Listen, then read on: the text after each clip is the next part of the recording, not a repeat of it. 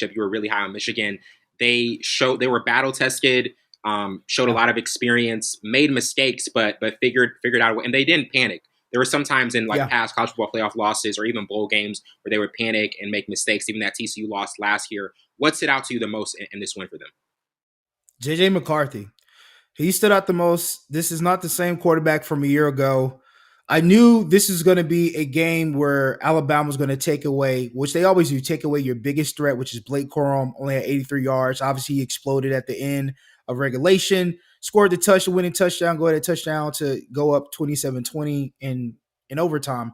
But they were stopping Blake Corum. J.J. McCarthy looked really well. This is the difference between him and last year.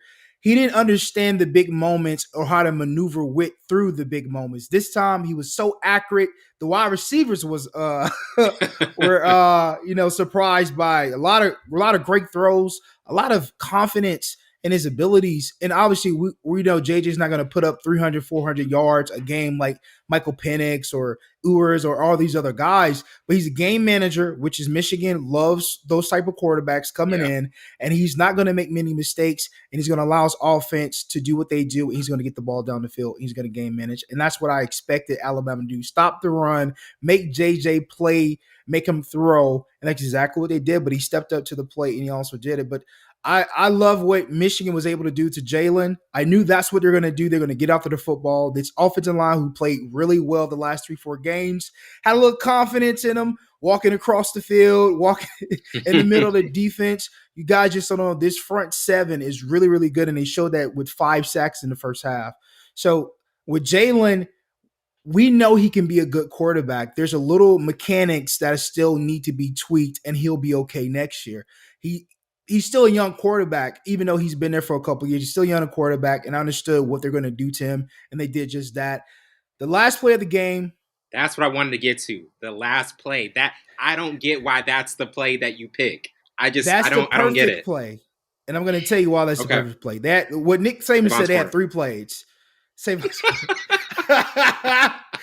time you say that, they had 3 plays called, right? The first play, obviously, Michigan takes the timeout. Second play, Bama takes the timeout or something like that. And the third play, it's obviously the RPO. It's not a fake quarterback going up the field. It was an RPO. He read that completely wrong. As soon as they called the play, I knew it was work because they ran it twice.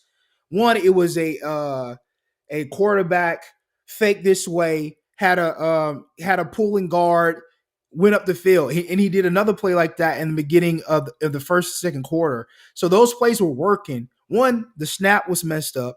So the timing of that play is messed up, and he's a young quarterback. So the wheels are spinning real fast. I don't want to make something bad out of what it is.